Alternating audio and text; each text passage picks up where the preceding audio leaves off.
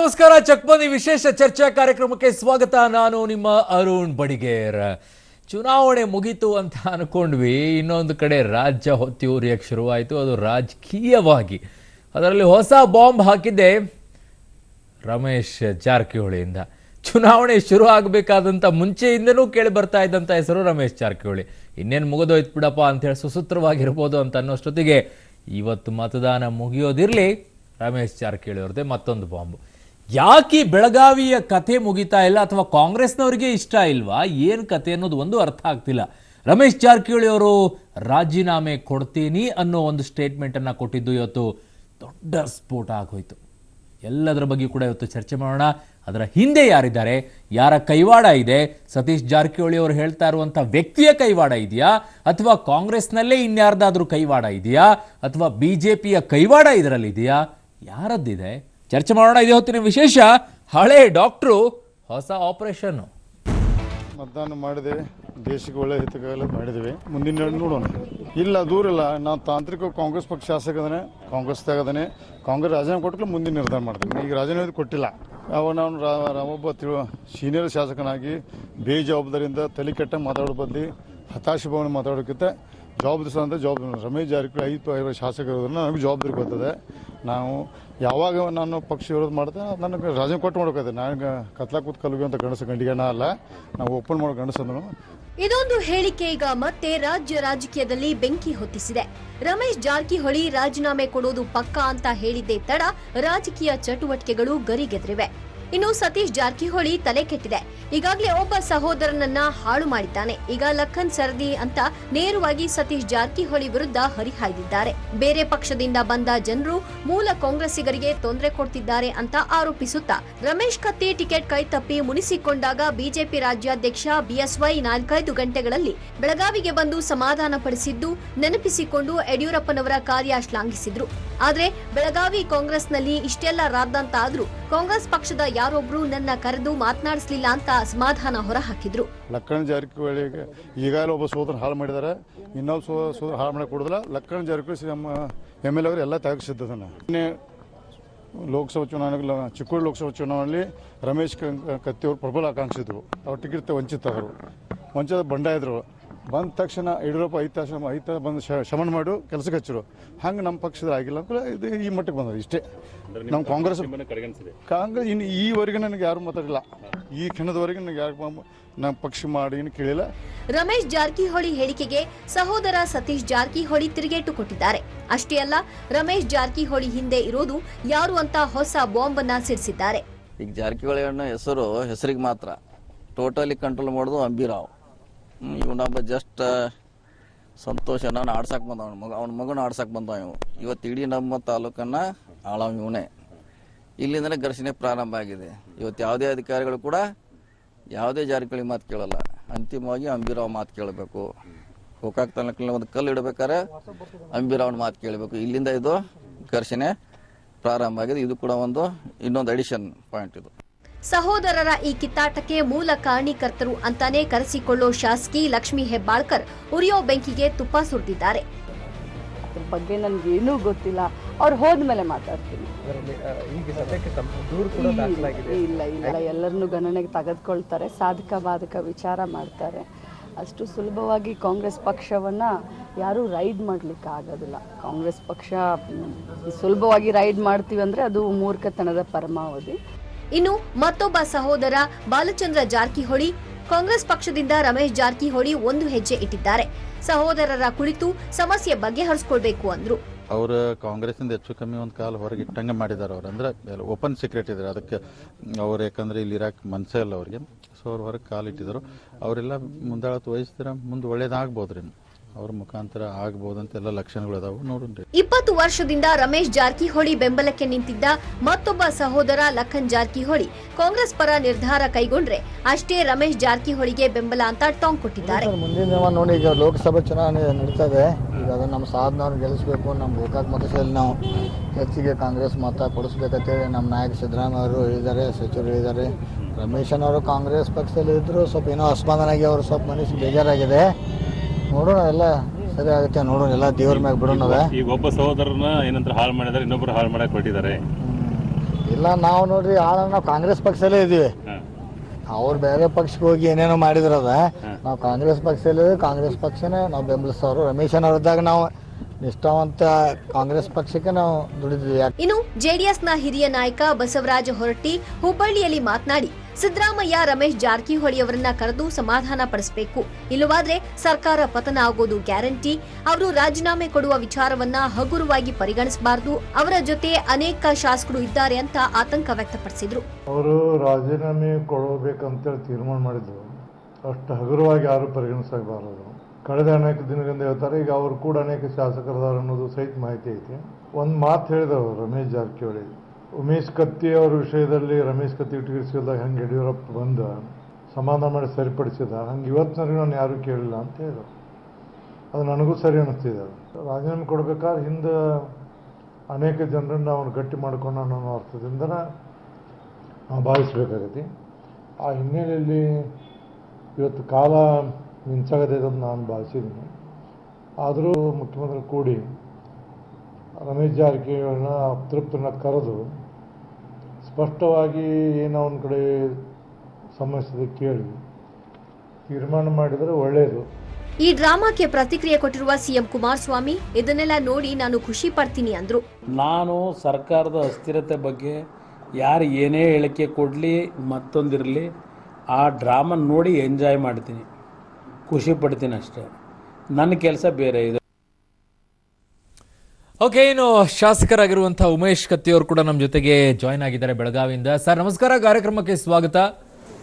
ಇನ್ನು ನನ್ನ ಜೊತೆಗೆ ಸ್ಟುಡಿಯೋದಿಂದ ಬಿಜೆಪಿಯಿಂದ ಪ್ರಕಾಶ್ ಅವರಿದ್ದಾರೆ. ಕಾರ್ಯಕ್ರಮಕ್ಕೆ ನಿಮಗೂ ಕೂಡ ಕಾರ್ಯಕ್ರಮಕ್ಕೆ ಸ್ವಾಗತ. ಎಸ್ ಉಮೇಶ್ ಕತ್ತಿ ಸರ್, ನಿಮ್ಮಿಂದನೇ ಆರಂಭ ಮಾಡ್ತಾ ಇದ್ದೀನಿ. ನೀವೇ ಇವತ್ತು ಉದಾಹರಣೆ, ಇವತ್ತು ರಮೇಶ್ ಜಾರಕಿಹೊಳಿ ಅವರಿಗೆ ಏನು ನಿಮ್ದ ಉದಾಹರಣೆ ಕೊಟ್ರಿ ಇವತ್ತೆ. ಯಡಿಯೂರಪ್ಪನವ್ರು ನೀವೇ ಅಸಮಾಧಾನ ಆದಾಗ ಯಡಿಯೂರಪ್ಪನವ್ರು ಓಡ್ ಬಂದ್ರು, ನಿಮ್ನೆಲ್ಲ ಸಮಾಧಾನ ಮಾಡಿದ್ರು, ಹಂಗಾಗ್ಲೇ ಇಲ್ಲ ನನ್ನ ಕತಿ ಅಂತ. ಇಲ್ಲ, ನಾವು ಪಕ್ಷ ತೀರ್ಮಾನ ತಗೊಂಡ ಮ್ಯಾಗ ಟಿಕೆಟ್ಗಳಿಗೆ ಫೈಟ್ ಮಾಡೋದು ನಿಜ. ಅದು ರಾಜಕೀಯ ಪಕ್ಷಗಳಲ್ಲಿ ನೀವು ಕ್ಯಾಂಡಿಡೇಟ್ಗಳು, ಅಭ್ಯರ್ಥಿಗಳು ತಮ್ಮದೇ ಆದ ರೀತಿಯಲ್ಲಿ ಪ್ರತಿಪಾದನೆ ಮಾಡ್ತವೆ. ಅದು ಪಕ್ಷದ ಫೈನಲ್ ಟಿಕೆಟ್ ಆದ್ಮೇಲೆ ಹೋಗ್ಲೇಬೇಕಲ್ಲ, ಕೇಳ್ಕೊಂಡು ಮಾಡಲೇಬೇಕಲ್ಲ. ಹಾಗಾಗಿ ಮಾಡಿದೀವಿ. ಹಾಗಾಗಿ ಯಡಿಯೂರಪ್ಪನವರು ಅದನ್ನು ಸನ್ಮಾನ ಮಾಡ್ಲಿಕ್ಕೆ ಬರಲಿಲ್ಲ. ಆದರೆ ನಾವು ನಮ್ದು ಜವಾಬ್ದಾರಿ ಇದೆ. ನಾವು ಶಾಸಕರಾಗಿದ್ವಿ, 9 ಬಾರಿ ಸೀನಿಯರ್ ಶಾಸಕ ಆಗಿದೆ. ಆ ಜವಾಬ್ದಾರಿ ನನಗೂ ಇದೆ, ನಮ್ಮ ತಮ್ಮನಿಗೂ ಇದೆ. ಫೈಟ್ ಮಾಡೋದು ಮಾಡಿದೀವಿ. ಟಿಕೆಟ್ ಸಿಕ್ಕ ಮೇಲೆ ಎಲ್ಲ ಕೂಡ ಮಾಡೋಣ. ಅಂದ್ರೆ ಉಮೇಶ್ ಕತ್ತಿ ಅವರಿಗೆ ಯಡಿಯೂರಪ್ಪನವ್ರು ಸಮಾಧಾನ ಮಾಡಕ್ ಬರ್ಲಿಲ್ಲ, ಹಾಗಾಗಿ ಮಾಡಿದ್ವಿ. ಯಡಿಯೂರಪ್ಪನವ್ರು ಸಮಾಧಾನ ಮಾಡಕ್ ಬಂದ್ರು. ಅವ್ರಿಗಿಂತ ಮುಂಚಿತವಾಗಿ ನಾನು ಫೋನ್ ಮಾಡಿ ಹೇಳಿದೆ, ಸರ್ ನಾನೇ ಬೆಂಗಳೂರಿಗೆ ಬರ್ತೀನಿ, ನೀವು ಬರಬೇಡಿ ಅಂತ ಹೇಳಿದೆ. ಇಲ್ಲ ಮೇಡಮ್, ಟಿಕೆಟ್ ಫೈನಲ್ ಆಗಿದೆ, ಪ್ಲೇನ್ ಟಿಕೆಟ್ ಮಾಡಿದ್ದೀನಿ, ನಾನು ಬರ್ತಾ ಇದ್ದೀನಿ, ನೀವು ಏರ್ಪೋರ್ಟ್ ಬಂದು ಹೋದೆ, ಕರ್ಕೊಂಡ್ಬಂದೆ. ಕರೆದು ಸಮಾನ ಮಾಡಿದ್ರು. ಅದು ಪಕ್ಷ ತೆಗೆದುಕೊಂಡ ತೀರ್ಮಾನವೇ ಅಂತಿಮ ಅಂತ ನಾನು ಅವ್ರಿಗೆ ಹೇಳಿದ್ದೆ, ನಾನೇ ಹೇಳಿದೆ. ಅದಕ್ಕೆ ನಾವು ಕೆಲಸ ಮಾಡಿದ್ವಿ, ನಮ್ಮ ಪಕ್ಷದ ಅಭ್ಯರ್ಥಿ ಪರವಾಗಿ ಕೆಲಸ ಮಾಡಿದ್ವಿ. ಈಗ ಅವರು ಶಶಿಕಲಾ ಜೊಲ್ಲೆ ಅವ್ರಿಗೆ ಫೋನ್ ಮಾಡಿದ್ರು, ನನಗೆ ಚೆನ್ನಾಗಿ ಮಾಡಿದ್ರು ಸರ್, ನನಗೆ ಧನ್ಯವಾದ ಅಂತ ಹೇಳಿದ್ರು. ಅದರಿಂದ ಹೆಚ್ಚಿಗೆ ಮಾಡೋಕ್ಕಾಗುತ್ತೆ ನಾವು. ಐ ಥಿಂಕ್ ನಿಮ್ ಕತೆ ಆಯ್ತು, ಎಲ್ಲ ಸಮಾಧಾನ ಆಗಿದೆ, ಚುನಾವಣೆ ಮುಗೀತು, ಮತದಾನ. ಈಗ ನಿಮ್ದೇ ಜಿಲ್ಲೆದ ಇನ್ನೊಂದು ಕತೆ ಬನ್ನಿ, ಜಾರಕಿಹೊಳಿ ಬ್ರದರ್ಸ್ಗಳದ್ದು ಏನ್ ಕತೆ ಅದು? ನಾವು ಇನ್ನೂ ಸ್ವಲ್ಪ ದೂರ ಇದ್ದೇವೆ, ಅದಕ್ಕೆ ನಿಮ್ಗೆ ಹತ್ರ ಇರೋದ್ರಿಂದ ಜಾಸ್ತಿ ಬ್ರದರ್ಸ್ ಒಂದೇ ಅಲ್ಲ, ಅಂತಂಬ್ರೆಲ್ಲ ಒಂದೇ. 40 ವರ್ಷದಿಂದ ನಾನು ಬಲ್ಲೆ. ಎಲ್ಲ ರಮೇಶ್ ಜಾರಕಿಹೊಳಿ, ಸತೀಶ್ ಜಾರಕಿಹೊಳಿ, ಬಾಲಚಂದ್ ಜಾರಕಿಹೊಳಿ, ಲಖನ್ ಜಾರಕಿಹೊಳಿ, ಭೀಮ್ಸಿ ಜಾರಕಿಹೊಳಿ ಎಲ್ಲರೂ ಬಲ್ಲೆ. ಅವರು ST ಸಮಾಜದವ್ರು ಸೇರಿದವರು. ಆದ್ರೆ ಬುದ್ಧಿಯಲ್ಲಿ ನಮ್ಮೆಲ್ಲಕ್ಕಿಂತ ಬುದ್ಧಿವಂತರು. ಯಾಕಂದ್ರೆ ಎಲ್ಲ ಅಣ್ಣ ತಮ್ಮ ಕೂಡಿ ಇರ್ತಾರೆ, ಕೂಡಿ ರಾಜಕೀಯ ಮಾಡ್ತಾರೆ. ಹಾಗಾಗಿ ಯಾವುದೇ ಭಿನ್ನಾಭಿಪ್ರಾಯ ಇಲ್ಲ. ಮುಂದಿನ ದಿನಮಾನ ಕಾದು ನೋಡೋಣ ಇಷ್ಟೇ. ಯಾವುದೇ ಭಿನ್ನಾಭಿಪ್ರಾಯ ಇಲ್ಲ.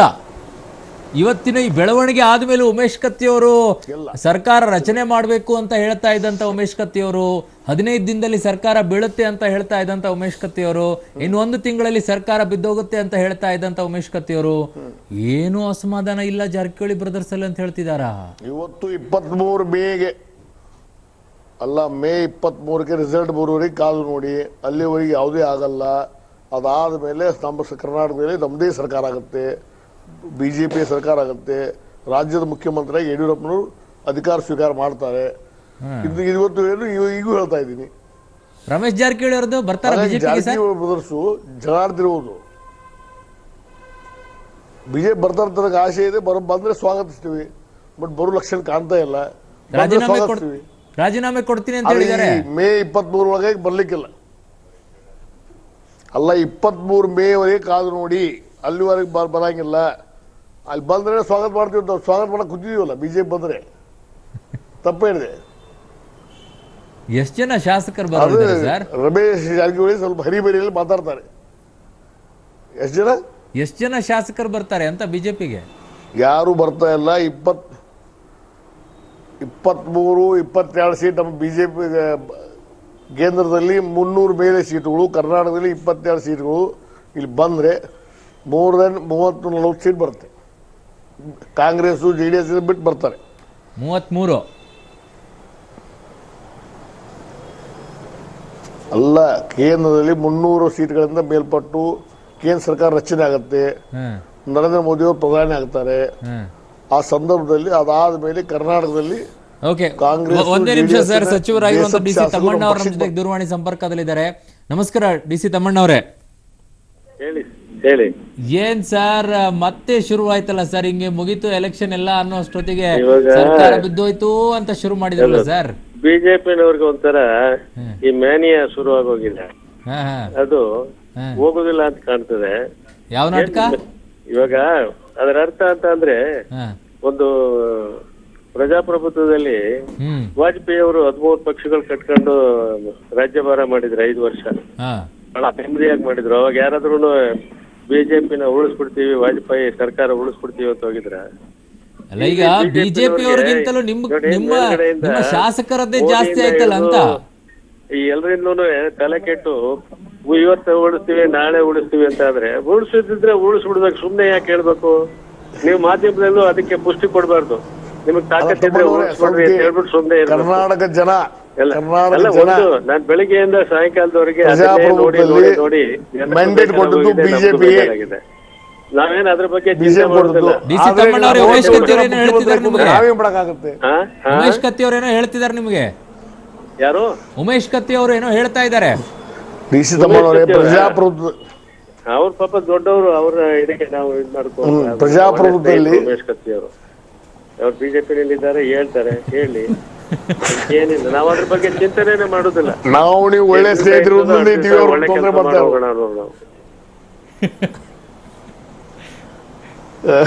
ಬಟ್ ಈಗ ಡಿ ಸಿ ತಮ್ಮಣ್ಣ ಅವರೇ, ಓಕೆ, ಸಂಪರ್ಕ ಕಡಿತಗೊಂಡಿದೆ. ಒಂದ್ ನಿಮಿಷ ಹಾಗೆ ರೀ ಉಮೇಶ್ ಕತ್ತಿ ಅವರೇ, ನಿಮ್ ಜೊತೆಗೆ ನಾನು ಮಾತಾಡ್ತೀನಿ. ಕಾಂಗ್ರೆಸ್ನಿಂದ ನಮ್ಮ ಜೊತೆಗೆ ಬ್ರಿಜೇಶ್ ಕಾಳಪ್ಪ ಸರ್ ನಮ್ಮ ಜೊತೆಗೆ ಜಾಯ್ನ್ ಆಗಿದ್ದಾರೆ. ಸರ್ ನಮಸ್ಕಾರ, ಕಾರ್ಯಕ್ರಮಕ್ಕೆ ಸ್ವಾಗತ ಸರ್. ಏನ್ ಸರ್ ಇದು ಪದೇ ಪದೇ ಪದೇ ಪದೇ ಸರ್ಕಾರ ಬಿದ್ದೋಗುತ್ತೆ, ನಾನು ರಾಜೀನಾಮೆ ಕೊಡ್ತೀನಿ, ಏನಾಗ್ತಾ ಇದೆ ಅಂತ? ಅಲ್ಲ, ಇವಾಗ ನೀವೇ ಯೋಚನೆ ಮಾಡಿ. ಇವಾಗ ಹೇಳುವ ಸಂದರ್ಭನ, ಯಾಕೆಂತ ಹೇಳಿದ್ರೆ ಚುನಾವಣೆ ಇವತ್ತಿದೆ, ಆಯ್ತಾ? ಆಮೇಲೆ ಚುನಾವಣೆ ಯಾರಿಗೆ ಸಪೋರ್ಟ್ ಮಾಡಿದ್ದಾರೆ ಅನ್ನೋಂಥದ್ದು ಅದು ಮುಂದೆ ಗೊತ್ತಾಗುತ್ತೆ, ಆಯ್ತಾ? ಫಲಿತಾಂಶ ಬರೋದು ಇನ್ನೂ ಒಂದು ತಿಂಗಳಿದೆ. ಈ ಸಂದರ್ಭದಲ್ಲಿ ಮಾತಾಡುವಂತ ಏನು ಉದ್ದೇಶ? ನಿಮ್ದೇ ಶಾಸಕರು ಮಾತಾಡಿರೋದು, ಅದು ನಮ್ಮ ಶಾಸಕರು ಮಾತಾಡ್ತಿದಾರೋ ಅದು ಬೇರೆಯವ್ರು ಮಾತಾಡ್ತಿದಾರೋ, ಅದು ಯಾವುದೋ ಉದ್ದೇಶದಿಂದ ತಾನೇ ಮಾತಾಡ್ತಿರೋಂಥದ್ದು. ಇವಾಗ ನಮ್ಮ ಶಾಸಕರಲ್ಲ ಹೇಳಿರುವಂಥದ್ದು, ನಮ್ಮ ಸೀನಿಯರ್ ಶಾಸಕರು ಅಲ್ಲ ಹೇಳಿರುವಂಥದ್ದು. ಇದು ಸ್ವರ ನಂದೆ, ಈ ಆಡಿಯೋಲ್ ಬಂತಲ್ಲ ಸ್ವರ, ಆ ಸ್ವರ ನಂದೆ, ನಾನು ಇದು ಒಪ್ಕೊಂಡಿದ್ದೀನಿ, ಇದು 10 ಕೋಟಿ ನಾವು ಹಂಚ್ತಾ ಇದ್ದಿದ್ದು ನಂದೇ ಸ್ವರ ಅಂತ ನಮ್ಮ ಶಾಸಕರೆಲ್ಲ ಒಪ್ಕೊಂಡಿದ್ದು. ಇದು ಬೇರೆ ಯಾವ್ದು ಶಾಸಕರು ಒಪ್ಕೊಂಡಿದ್ದಾರೆ. ಅವ್ರು ಯಾವ ಶಾಸಕರು ಅನ್ನೋಂಥದ್ದನ್ನ ನಿಮ್ಗೂ ಗೊತ್ತಿರ್ಲಿಕ್ಕಿಲ್ಲ, ಯಾಕೆಂದ್ರೆ ಅವ್ರ ಮೇಲೆ ಇನ್ಕಮ್ ಟ್ಯಾಕ್ಸ್ ರೇಟ್ ಆಗ್ಲಿಲ್ಲ. ರಮೇಶ್ ಜಾರಕಿಹೊಳಿ ಅವರು ಇವತ್ತು ಓಪನ್ ಆಗಿ ಹೇಳ್ತಾರೆ, ನಾನು ರಾಜೀನಾಮೆ ಕೊಡ್ತೀನಿ ಅಂತ ಹೇಳ್ತಾರೆ. ಅವ್ರ ಹಿಂದೆ ಬೇರೆ ಬೇರೆ ಸ್ಟೇಟ್ಮೆಂಟ್ಸ್ ಕೊಟ್ಟಿದ್ದಾರೆ. ಕಾಂಗ್ರೆಸ್ಸಿಗೆ ರಮೇಶ್ ಜಾರಕಿಹೊಳಿ ಲೆಕ್ಕಕ್ಕಿಲ್ವಾ? ಇಲ್ಲ ನೋಡಿ, ರಮೇಶ್ ಜಾರಕಿಹೊಳಿ ಅವರು ಮೊದಲು ಬೇರೆ ಬೇರೆ ಸ್ಟೇಟ್ಮೆಂಟ್ಸ್ ಕೊಟ್ಟಿದ್ರು. ಇದಕ್ ಮೊದಲು ಅವ್ರು ಏನ್ ಹೇಳಿದ್ರು, ಇಲ್ಲ ಪಕ್ಕ ಕಾಂಗ್ರೆಸ್ಸಿಗ ನಾನು ಅಲ್ಲಿ ಹೋಗಲ್ಲ ಅಂತ ಹೇಳಿದ್ರು. ಅದಾದ್ಮೇಲೆ ಒಂದ್ಸರಿ ಇಲ್ಲ ಸ್ಟೇಟ್ಮೆಂಟ್ ನಾನು ಹೋಗಿದ್ದೀನಿ ಅಂತ ಹೇಳಿದ್ರು. ಅದಾದ್ಮೇಲೆ ವಾಪಸ್ ಬಂದ್ರು, ಆಯ್ತಾ? ಯಾವ ಸ್ಟೇಟ್ಮೆಂಟ್ ನಂಬೋಣ? ಈ ಲೇಟೆಸ್ಟ್ ಸ್ಟೇಟ್ಮೆಂಟ್ ನಂಬೋಣ ಅಥವಾ ಅದಕ್ಕಿಂತ ಮೊದಲು ಸ್ಟೇಟ್ಮೆಂಟ್ ನಂಬೋಣ? ಅದು ಎಲ್ಲದಕ್ಕೂ ಒಂದಕ್ಕೊಂದು ವಿರುದ್ಧವಾಗಿದೆ. ಅಂದ್ರೆ ನೀವು ಲೆಕ್ಕಕ್ಕೆ ಇಟ್ಕೊಂಡಿಲ್ಲ ಅಂದಂಗಾಯ್ತು ರಮೇಶ್ ಜಾರಕಿಹೊಳಿ ಅವ್ರನ್ನ. ಏನಾದ್ರೂ ಮಾಡ್ಕೊಂಡು ಹೋಗಿ ನಿಮ್ ಪಾಡಿಗೆ ನೀವಿರಿ, ನಮ್ಮ ಪಾಡಿಗೆ ನಾವ್ ಇರ್ತೀವಿ ಅನ್ನೋದು ಅರ್ಥನ? ಹೇಗೆ ಇದು ಪ್ರಕಾಶ್ ಅವರೇ? ನೋಡಿ, ಇವರ ಒಳಬೇಗುದು ಏನಿದೆ ಅದನ್ನು ಇವರು ನಿಯಂತ್ರಣ ತರಕ್ಕೆ ಆಗ್ತಿಲ್ಲ ಕಾಂಗ್ರೆಸ್ ಪಾರ್ಟಿಯವ್ರಿಗೆ. ಇವತ್ತು ರಮೇಶ್ ಜಾರಕಿಹೊಳಿ ಅವರ ಸಮಸ್ಯೆ ಇವತ್ತಿದು ನಿನ್ನೆದು ಅಲ್ಲ, ಇದು ಭಾಳ ದಿವಸಗಳಿಂದ ನಡೀತಾನೆ ಇದೆ. ಇದು ಅವ್ರ ಆಂತರಿಕ ಪಕ್ಷದ ಬಿಕ್ಕಟ್ಟದು. ಅದನ್ನು ಯಾರು ಬಗೆಹರಿಸಬೇಕಾಯಿತು? ಕಾಂಗ್ರೆಸ್ ನಾಯಕತ್ವ ಬಗೆಹರಿಸಬೇಕಾಯಿತು. ಚುನಾವಣೆ ಟಿಕೆಟ್ ಕೊಡೋಕ್ಕೆ ಮುಂಚೆ ಲೋಕಸಭೆಗೆ ಕೂತು ಬಗೆಹರಿಸಬೇಕಾಯ್ತು. ಇವತ್ತು ರಮೇಶ್ ಜಾರಕಿಹೊಳಿ ಭಾಳ ಚೆನ್ನಾಗಿ ಹೇಳಿದ್ರು. ಇವತ್ತು ಉಮೇಶ್ ಕತ್ತಿ ಅವರ ಬ್ರದರ್ ತಮ್ಮರವರಿಗೆ ಟಿಕೆಟ್ ಕೊಟ್ಟಿಲ್ಲ ಅಂದಾಗ ಯಡಿಯೂರಪ್ಪನವರು ಬೆಳಗಾವಿಗೆ ಬಂದು ಅವ್ರ ಜೊತೆ ಮಾತಾಡಿ ಸಮಾಧಾನ ಮಾಡಿದ್ರು ಅಂತ ಆ ಥರದ ಒಂದೇ ಒಂದು ಪ್ರಕ್ರಿಯೆ ನಮ್ಮ ಪಾರ್ಟಿ ನನಗೆ ಮಾಡೇ ಇಲ್ಲ, ಇವತ್ತರೆಗೂ ನನ್ನ ಮಾತಾಡ್ಸೇ ಇಲ್ಲ ಅಂತ ಹೇಳಿದ್ರೆ, ಅದೇ ಇವ್ರ ಪಾರ್ಟಿಯ ಇಷ್ಟು ಇಂಡಿಫರೆನ್ಸ್ ತೋರಿಸಿದಾಗ ಯಾವುದೇ ಅತೃಪ್ತ ಶಾಸಕರು ಇರ್ತಾರೆ, ಅವ್ರಿಗೆ ಇಲ್ಲಿದ್ದು ನನಗೇನಪ್ಪ ಇನ್ ಪ್ರಯೋಜನ, ನನ್ನ ಒಂದು ಕಷ್ಟವನ್ನಾಗಲಿ ನನಗೆ ಆಗ್ತಾ ಇರೋ ತೊಂದರೆಯನ್ನಾಗಲಿ ನಾಯಕತ್ವ ಕೇಳದೇ ಇದ್ದಾಗ ನಾನು ಬೇಡವಾದವನು ಅಂತ ಅವ್ರಿಗೆ ಅನ್ಸೋದು ಬಹಳ ಸಹಜ ಆಗುತ್ತೆ. ಇವರು ಅದನ್ನ ಬಗೆಹರಿಸ್ಕೋಬೇಕಾಯ್ತು.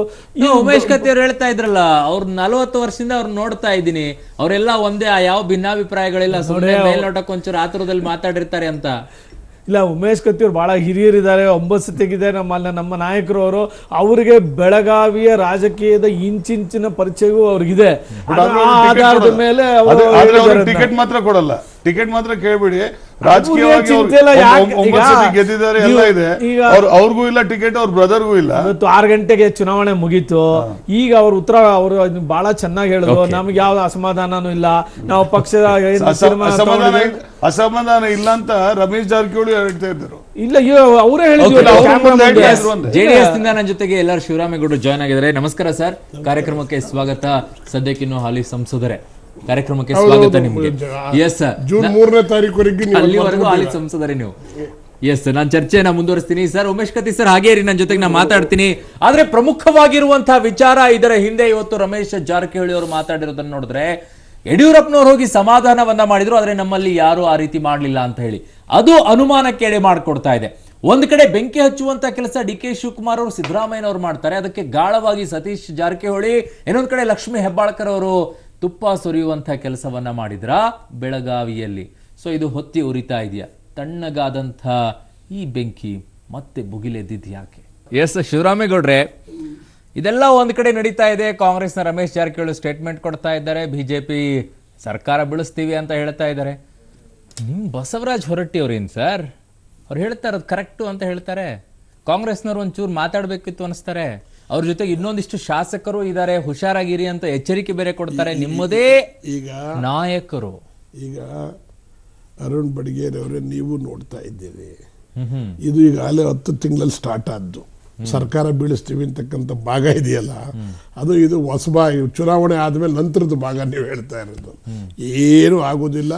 ಇಂಥ ರಮೇಶ್ ಮುಂದೆ ಹೋಗಿದೆ, ರಮೇಶ್ ಜಾರಕಿಹೊಳಿ ರಾಜೀನಾಮೆ ಕೊಡ್ತೀನಿ ಅಂತ. ಏನಾಗುತ್ತೆ ಕೊಟ್ರಿ ಹೇಳಿ, ಏನಾಗುತ್ತೆ ಹೇಳಿ? ಅವ್ರು ಒಬ್ರೇ ಕೊಟ್ರೆ ಇಲ್ಲ, ನಿಮ್ ಬಸವರಾಜ್ ಹೊರಟ್ಟಿ ಅವ್ರು ಹೇಳ್ತಾರೆ ನಿಮ್ಮ JDS ನ ನಾಯಕರು ಅವ್ರ ಜೊತೆಗೆ ಇನ್ನೂ ಶಾಸಕರಿದ್ದಾರೆ ಅಂತ. ಸ್ವಾಮಿ ಕೇಳಿ, ಬಸವರಾಜ್ ಹೊರಟ್ಟಿ ಅವರು ಯಾವ ಆಂಗಲ್ ಅಲ್ಲಿ ಹೇಳಿದ್ದಾರೆ ಅಂತ ನನಗೆ ನೇರವಾದಂತ ಆಂಗಲ್ ಅಲ್ಲಿ ಹೇಳಿದ್ದಾರೆ, ನನಗೆ ಗೊತ್ತಿಲ್ಲ. ರಮೇಶ್ ಅದನ್ನ ಅವ್ರನ್ನ ಕೇಳಿಸ್ಬೇಕಾ ನಿಮಗೆ ಇನ್ನೊಂದ್ಸಲ? ನಮ್ಮ ಪಕ್ಷದ ಹಿರಿಯ ನಾಯಕರು ಅವರು ಯಾವ ರೀತಿ ಹೇಳಿದ್ದಾರೆ ಅನ್ನೋದು ನಾನು ಅದರ ಬಗ್ಗೆ ನನಗೆ ಗೊತ್ತಿಲ್ಲ, ನಾನು ಅವ್ರು ಗಮನಿಸಿಲ್ಲ. ಎರಡನೇದು, ಇವತ್ತು ಚುನಾವಣೆ ಆಗಿದೆ. ಈಗ ಪ್ರಕಾಶ್ ಅಣ್ಣ ಹೇಳಿದಂಗೆ ಇವತ್ತು ಚುನಾವಣೆ 6 ಗಂಟೆಗೆ ಮುಗಿದಿದೆ ಕರ್ನಾಟಕದ್ದು. ಗೌರವಯುತವಾಗಿ ಸರ್ಕಾರ ಅದ್ರ ಪಾರ್ಗ್ ಅದು ನಡೆಯುತ್ತೆ. ಇದೇನೋ ಆಗ್ಬಿಡುತ್ತೆ ಅಂತೇಳಿ ಮುಖ್ಯಮಂತ್ರಿಯವರಾಗ್ಲಿ JDS ಮಂಡ್ಯ ಟೆನ್ಷನ್ ನಲ್ಲಿ ಇದೊಂದು ಹೊಸ ಟೆನ್ಷನ್ ಶುರು ಆಯ್ತು. ಮಂಡ್ಯ ಟೆನ್ಷನ್ ಇಲ್ಲ ರೀ, ಶುರು ಆಯ್ತು. ಬೆಡ್ ಗಿಡ್ಸ್ ಕಟ್ಟಕ್ ರೆಡಿ ಇದ್ದೀರಾ ಮಂಡ್ಯದ ನೀವು? ಅಲ್ಲ ಬೆಡ್ಸ್ ಬಿಡಿ, ಬರೀ ಬೆಡ್ಸ್ ಅಲ್ಲೇ ಇರ್ತೀರಾ ನೀವು. ಬೆಡ್ಸ್ ಅಲ್ಲೇ ಇರ್ತೀರಾ, ಅವಕಾಶ ಅಲ್ಲ. ಈಗ ಇಡೀ ರಾಜ್ಯದ ಜನ ನೋಡ್ತಾ ಇದ್ದಾರೆ, ಆಯ್ತಲ್ಲ, ಇಡೀ ರಾಜ್ಯದ ಜನ ನೋಡ್ತಾ ಇದ್ದಾರೆ. 2 ಲಕ್ಷ ಲೀಡ್ ನಲ್ಲಿ ಮಂಡ್ಯ ನಾವು ಗೆಲ್ತೀವಿ. ನಿಮ್ಮ ಅಭಿಪ್ರಾಯ ಏನ್ ಹೇಳಿ? ನಾವೆಲ್ಲ ಹೇಳಕ್ ಹೋಗಲ್ಲ. ನಿಮ್ಮ ಅಭಿಪ್ರಾಯ ನಿಮ್ಗೆ, ನಿಮ್ಮ ಪಕ್ಷ ನಿಮ್ಗೆ, ನಿಮ್ಮ ಅಭ್ಯರ್ಥಿಗಳು ನಿಮ್ಗೆ. ನಾನು ಕೇಳ್ತಿರೋದು ಮಂಡ್ಯ ಟೆನ್ಷನ್ ಅಂತ ನೀವು ಈಗ ಹೊಸ ರಾಜ್ಯದ ಟೆನ್ಷನ್ ಶುರು ಆಯ್ತಾ? ಯಾವ ಟೆನ್ಷನ್ ಇಲ್ಲ, ಆರಾಮಾಗಿದ್ದೀವಿ. ಉಮೇಶ್ ಕತ್ತಿ ಅವರೇ, ಓಕೆ, ಉಮೇಶ್ ಕತ್ತಿ ಅವರು ಸ್ವಲ್ಪ ಎಲ್ಲ ಹೋಗಿದ್ದಾರಂತೆ. ಎಸ್, ಪ್ರಕಾಶ್ ಅವರೇ, ಯಾವ ಟೆನ್ಷನ್ ಇಲ್ಲ ಅಂತೆ. ಉಮೇಶ್ ಕತ್ತಿ ಅವ್ರು ನೋಡಿದ್ರೆ ಮೇ 23 ಆದ್ಮೇಲೆ ತೋರಿಸ್ತೀವಿ ಅಂತಾರೆ. ಅಲ್ಲ, ಈ ಲೋಕಸಭಾ ಚುನಾವಣಾ ಪ್ರಚಾರದಲ್ಲಿ ಕಾಂಗ್ರೆಸ್ ಪಾರ್ಟಿಯಿಂದ ಎಷ್ಟು ಜನ ಶಾಸಕರು ತಮ್ಮ ಅಧಿಕೃತ ಅಭ್ಯರ್ಥಿಯ ವಿರುದ್ಧ ಕೆಲಸ ಮಾಡಿದ್ದಾರೆ ಅಂತ ಏನಾದರೂ ಪಟ್ಟಿ ಇಟ್ಟಿದ್ರೆ ಶಿವರಾಮೇಗೌಡರಿಗೆ ಆತಂಕ ಇಲ್ದಿರ್ಬೋದು, ಯಾಕಂದ್ರೆ ಅವ್ರು ಮಂಡ್ಯದಲ್ಲಿ ಪಾಪ ಪೂರ್ತಿ ಬ್ಯುಸಿ ಆಗ್ಬಿಟ್ಟಿದ್ರು. ಅವರು ಅಲ್ಲಿ ನಿಖಿಲ್ ಕುಮಾರಸ್ವಾಮಿನ ಗೆಲ್ಲಿಸ್ಬೇಕು ಅಂತ ಏನೋ ಪಣ ತೊಟ್ಟಂಗೆ ಓಡಾಡ್ತಾ ಇದ್ರು. ಅವ್ರ ಬಗ್ಗೆ ನಮ್ಗೆ ಪಾಪ ಅವ್ರ ಸ್ಥಾನವನ್ನ ಬಿಟ್ಕೊಟ್ಟು ಅವ್ರು ಕೆಲಸ ಮಾಡಿದ್ದಾರೆ. ಅವ್ರ ಬಗ್ಗೆ ನಂಗೆ ತುಂಬಾ ಅಭಿಮಾನ ಇದೆ. ಆದ್ರೆ ಅವ್ರಿಗೆ ಗೊತ್ತಾಗ್ತಾ ಇಲ್ಲ ಇವ್ರ ಪಾರ್ಟಿಲಿ ಎಷ್ಟು ಶಾಸಕರು ವಿರುದ್ಧವಾಗಿ ಕೆಲಸ ಮಾಡಿದ್ದಾರೆ ಅಂದ್ರೆ ಬ್ರಿಜೇಶ್ ಕಾಳಪ್ಪ ಅವ್ರಿಗೆ ಚೆನ್ನಾಗಿ ಗೊತ್ತಿದೆ. ಕೋಲಾರದಲ್ಲಿ ಯಾರ್ಯಾರು ಮಾಡಿದ್ದಾರೆ, ಸರ್ ಇದು ಬಳ್ಳಾರಿಯಲ್ಲಿ ಯಾರ್ಯಾರು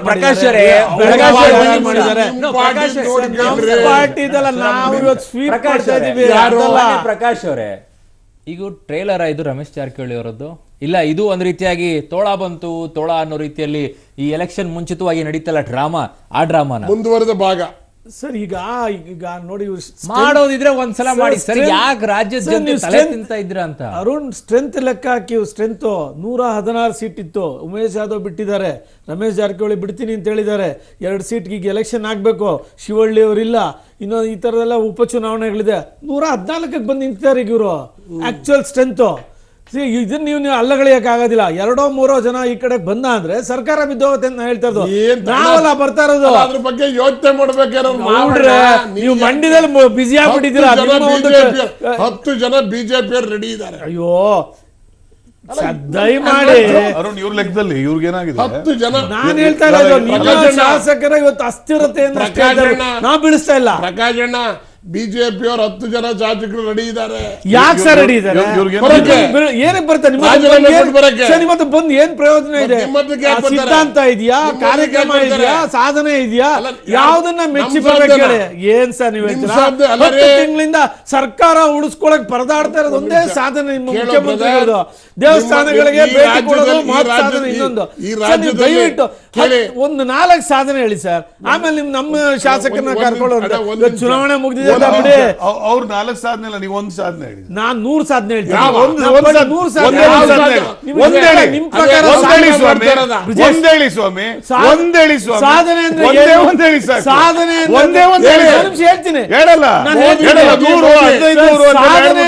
ಸಾಧನೆ ಎಲ್ಲ ತಪ್ಪಿಸ್ಕೊಂಡ್ಬಿಡ್ತಾರೆ ನೋಡಿ.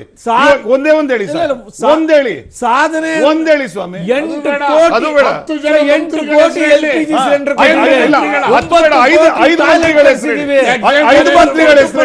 ಗ್ರಾಮೀಣ ರಸ್ತೆ ದಿನಕ್ಕೆ 22 ಕಿಲೋಮೀಟರ್ ರಾಷ್ಟ್ರೀಯ ಹೆದ್ದಾರಿ. ಒಂದ್ ನಿಮಿಷ ನಾನು ಪ್ರಕಾಶ್ ಒಂದು ಬೇಡಿಕೆ. ನಾನು ವಾಪಸ್ ಬರ್ತೀನಿ. ಬ್ರಿಜೇಶ್ ಕಾಳಪ್ಪ ಸರ್, ನಿಮ್ಮಿಬ್ಬರಿಗೂ ಮೈತ್ರಿ ಬೇಕಾಗಿದ್ದು ಲೋಕಸಭೆಗೆ ಎಷ್ಟೆಷ್ಟು ಬೇಕೋ ಅಷ್ಟೆಷ್ಟು ಗೆಲ್ಕೊಳ್ಳಕ್ಕೆ. ಸೊ ಈಗ ಸರ್ಕಾರ ಇದ್ರು ಅಷ್ಟೇ ಬಿಟ್ರು ಅಷ್ಟು ಅನ್ನೋ ಲೆಕ್ಕಕ್ಕೆ ಬಂದ್ ನಿಂತಂಗೆ ಕಾಣಿಸ್ತಾ ಇದ್ರ ನೀವಿಬ್ರು. ಹಾಗೇನಿಲ್ಲ, ಸರ್ಕಾರ ಕಂಟಿನ್ಯೂ ಆಗುತ್ತೆ. ಇದೇ ಸರ್ಕಾರ ಸ್ಥಿರವಾಗಿ ನಡೆಯುತ್ತೆ. ಆಮೇಲೆ ನಮ್ಮ ಲೋಕಸಭೆಗಳು ಕೂಡ ನಮ್ಮ ಪರ್ಫಾರ್ಮೆನ್ಸ್ ತುಂಬಾ ಚೆನ್ನಾಗಿರುತ್ತೆ. ಆಮೇಲೆ ಇವಾಗ ಬಿಜೆಪಿಗೆ ಏನಾಗಿದೆ, ಅವ್ರು ಏನ್ ಹೇಳ್ತಿದ್ದಾರೆ, ಮೋದಿ ಹವಾ, ಮೋದಿ ವೇವ್ ಎಲ್ಲ ಹೇಳ್ಕೊಂಡು ಅವರು ಬರೀ ನಮ್ಮ JDS ಮತ್ತೆ ಕಾಂಗ್ರೆಸ್ ಪಕ್ಷಕ್ಕೆ ಒಳ್ಳೆ ದುರ್ಬೀನ್ ಹಾಕೊಂಡು ನೋಡ್ಕೊಂಡಿರೋದು ಕೆಲಸ ಅವ್ರದ್ದು. ಅದೆಲ್ಲ ದುರ್ಬೀನ್ ಬೇಡ ಸರ್, ನಮಗೆ ಬೆಳಗಾವಿ ದುರ್ಬೀನ್ ಹೇಳಿ ಸರ್. ಬೆಳಗಾವಿ ದುರ್ಬಿನಲ್ಲಿ ಬೆಳಗಾವಿ ಓಪನ್ ಆಗಿ ರಮೇಶ್ ಜಾರಕಿಹೊಳಿ ಯಡಿಯೂರಪ್ಪನವರ ರೀತಿಯಲ್ಲಿ ಬಂದು ನನ್ನನ್ನ ಒಬ್ಬರು ಕೂಡ ಸಮಾಧಾನ ಮಾಡೋ ಪ್ರಯತ್ನ ಕಾಂಗ್ರೆಸ್ ನಲ್ಲಿ ನಡೀಲಿಲ್ಲ ಅಂದ್ರೆ ಏನ್ ಅರ್ಥ ಇದ್ರದ್ದು? ಸಿದ್ದರಾಮಯ್ಯನವರಿಗೂ ಅವಶ್ಯಕತೆ ಇಲ್ಲ, DK ಶಿವಕುಮಾರ್ ಅವರಿಗೂ ಅವಶ್ಯಕತೆ ಇಲ್ಲ ಅನ್ನೋ ಪರಿಸ್ಥಿತಿನ ಇವಾಗ ಬಹಿರಂಗವಾಗಿ ಅವರು ಅಂತ ಹೇಳಿಕೆ ಕೊಟ್ಟಿದ್ದಾರೆ. ಆಯ್ತಾ, ಇವ್ರ ಪಕ್ಷದಲ್ಲಿ ಸುಮಾರು 18ರಿಂದ 20 ಜನ ಅವರು ಯಡಿಯೂರಪ್ಪನವ್ರ ಬಗ್ಗೆ ಅವಲಂಬನೆ ಇದೆ. ಅಂದ್ರೆ ಅವ್ರು ಬರ್ತಾರೆ, ನಮ್ಮ ಜೊತೆ ಮಾತಾಡ್ತಾರೆ, ಇಂಥ ಆಶ್ವಾಸನೆ ಕೊಡ್ತಾರೆ ಅನ್ನೋಂಥದ್ದು ಕಮ್ಮಿ ಅಂದ್ರೆ 18ರಿಂದ 20 ಜನ ಶಾಸಕರಿದ್ದಾರೆ. ಅವರೆಲ್ಲಿ ಹೋಗ್ತಾರಾಗಿದ್ರೆ ಇವರೆಲ್ಲ ಬಂದ್ರೆ ಅವ್ರು ಬಿಟ್ಟು ಬರಲ್ವಾ? ಅವ್ರು ಯಾರು ಓಪನ್ ಆಗಿ ಕೊಡ್ತಿಲ್ಲ ಅಂತ ಹೇಳಿದ್ರೆ ನೀವು ಅದನ್ನ ನಂಬೋದಿಲ್ಲ ಅಂತ ನಮಗೆ ಬೇಕಾಗಿದೆ. ಮಾಧ್ಯಮಗಳ ಸ್ಟೇಟ್ಮೆಂಟ್ ಯಾರು ಶಾಸಕರು ಓಪನ್ ಆಗಿ ಸ್ಟೇಟ್ಮೆಂಟ್ ಕೊಟ್ಟಿದ್ದಾರೆ. ನಿಮ್ಮ ರಾಜ್ಯಾಧ್ಯಕ್ಷ ರಮೇಶ್ ಜಾರಕಿಹೊಳಿ ಅವ್ರು 6 ತಿಂಗಳಿಂದ ಕೊಡುತ್ತೆ. ಅವ್ರೆ ಯಾಕೆ ತಾಕತ್ತಿಲ್ಲ ಅವ್ರ ಮೇಲೆ ಕ್ರಮ ತಗೊಳಕ್ಕೆ?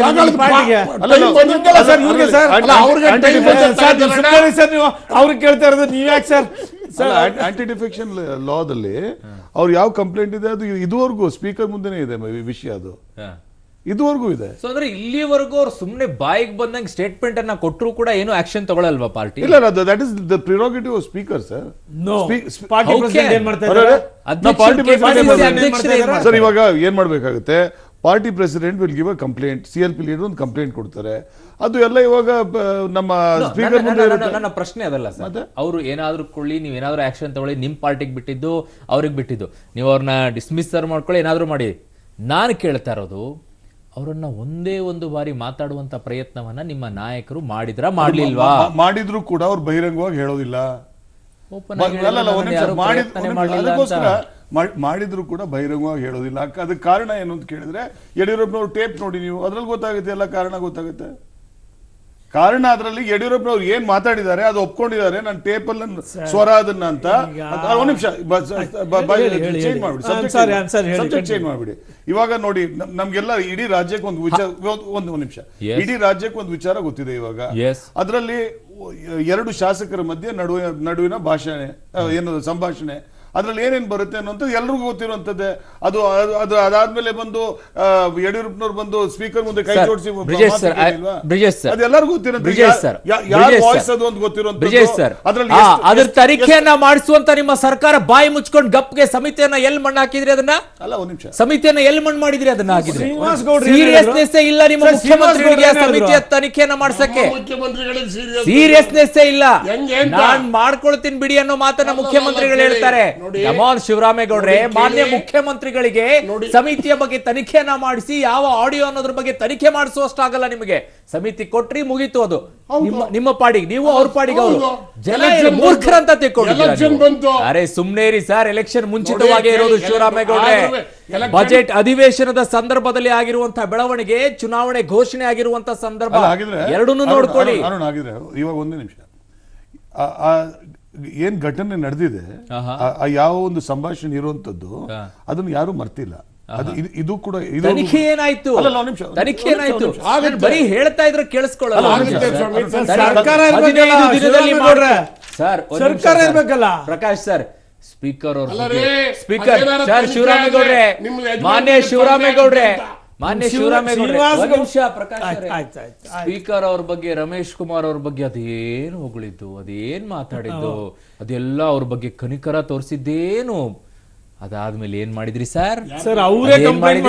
ಪಾಪ ಕೇಳಕೊಡ್ರು, ಕೊಡೋ ಅಂತದ್ರು ರಮೇಶ್ ಕುಮಾರ್ ಅವರು, ಹಿಂಗಾಯ್ತು ನನ್ನ ಪರಿಸ್ಥಿತಿ ಅಂತ ಹೇಳಿ.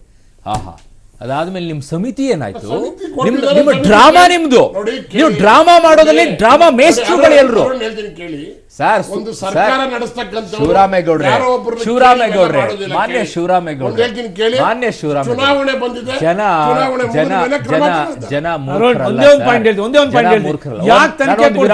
ಅನೇಕ ಶಾಸಕರು ನಮ್ಗೆ ಯಾವುದೇ ದುಡ್ಡಿನ ಆಮಿಷ ಕೊಟ್ಟಿಲ್ಲ ಅಂತ ಹೇಳಿ ಇವತ್ತು ವಾಪಸ್ ಪಡಿತಾ ಇದ್ದಾರೆ ಹೇಳಿಕೆನ. ಶ್ರೀನಿವಾಸ್ ಗೌಡ್ರೆ ಹೋಗ್ಬಿಟ್ಟು ಹೇಳಿದ್ದಾರೆ ಇವತ್ತು ಅವರು. ಮಾನ್ಯ ಪ್ರಕಾಶ್ ಅವರೇ, ಒಂದ್ ನಿಮಿಷ ನಾನೊಂದು ವಿರಾಮ ತಗೊಳ್ತೀನಿ. ಹಾಗಿದ್ರೆ ಯಾಕೆ ಕಾಂಗ್ರೆಸ್ನ ನಾಯಕರು ರಮೇಶ್ ಜಾರಕಿಹೊಳಿ ಅವರು ಓಪನ್ ಆಗಿ ನನ್ನನ್ನು ಯಾರು ಸಂಪರ್ಕ ಮಾಡಲಿಲ್ಲ, ನನ್ನನ್ನು ಯಾರು ಮನವೊಲಿಸುವಂತ ಪ್ರಯತ್ನ ಮಾಡಲಿಲ್ಲ ಅಂದಾಗ ಒಬ್ಬ ನಾಯಕರಾದ್ರೂ ಮುಂದೆ ಬಂದು ನೀನ್ ಹೇಳ್ತಾ ಇರೋದು ಸುಳ್ಳು ಅಂತ ಹೇಳುವಂತ ತಾಕತ್ತನ್ನ ಯಾವ ನಾಯಕರು ಪ್ರದರ್ಶನ ಮಾಡಲಿಲ್ಲ? ಯಾಕೆ ಭಯಾನ ಅಲ್ಲ, ಇನ್ನು ನಡು ಬಗ್ಗಿಸಿ ಬೆಳಗಾವಿಯಲ್ಲಿರುವಂತ ಆ ಸಾಹುಕಾರ ಅಂತ ಕರೆಸ್ಕೊಳ್ಳುವಂತ ಅವರಿಗೆ ತಲೆಬಾಗಿ ನಡೆಯುವಂತ ಸಂಸ್ಕೃತಿನ ಕಾಂಗ್ರೆಸ್ನಲ್ಲಿ ಏನಾಗ್ತಾ ಇದೆ? ಲಖನ್ ಜಾರಕಿಹೊಳಿ ಕಾಯ್ತಾ ಇದ್ರು ಶಾಸಕರಾಗೋಕೆ ಅಂತ. ಸತೀಶ್ ಜಾರಕಿಹೊಳಿಯವರು ಅದರ ಲಾಭವನ್ನ ಪಡ್ಕೊಂಡು ರಮೇಶ್ ಅವರ ವಿರುದ್ಧವಾಗಿ ಈಗ ಲಖನ್ ಅವ್ರನ್ನ ಕಣಕ್ಕಿಳಿಸ್ತಾ ಇದ್ದಾರೆ. ಕ್ಯಾಲ್ಕುಲೇಷನ್ ನೋಡ್ತಾ ಇದ್ರೆ DK ಶಿವಕುಮಾರ್ ಅವರು ಬೆಳಗಾವಿಯ ಮೇಲೆ ಅಧಿಪತ್ಯವನ್ನ ಸಾಧಿಸೋಕೆ ಹೊರಟಂಗೆ ಕಾಣಿಸ್ತಾ ಇದೆ. ಸಹೋದರರ ಮಧ್ಯದಲ್ಲಿ ಬೆಂಕಿ ಹಚ್ಚಿ ಇನ್ನೊಬ್ರು ತುಪ್ಪ ಸುರಿಯುವಂತ ಕೆಲಸಕ್ಕೆ. ನೋಡಿ ಅರುಣ್, ಇದೆಲ್ಲ ಮುಂದೆ ಆಗುತ್ತೋ ಆಗದೆ ಇರುತ್ತೋ, ಈ ಬೆಳವಣಿಗೆಗಳನ್ನು ನೋಡ್ತಾ ಇದ್ರೆ ಹಾಗೆ ಅನಿಸ್ಬೋದು. ಅದು ಸತ್ಯ ಇದೆಯೋ ಇಲ್ಲೋ ಅನ್ನೋಂಥದ್ದು ಅದು ಮುಂದೆ ಗೊತ್ತಾಗುತ್ತೆ. ಅದ್ರ ಬಗ್ಗೆ ಇವಾಗ ನಾವು ಚರ್ಚೆ ಮಾಡಿ ಅದನ್ನ ನಾನು ಇಲ್ಲ ನಿರಾಕರಣೆ ಮಾಡೋದು ಅವೆಲ್ಲ ನಂಗೆ ಆಕ್ಚುಲಿ ಗೊತ್ತಿಲ್ಲ. ಇವೆಲ್ಲ ನಂಗೆ ಅಂತ ಹೇಳಿದ್ರೆ ಗೊತ್ತಿಲ್ಲ.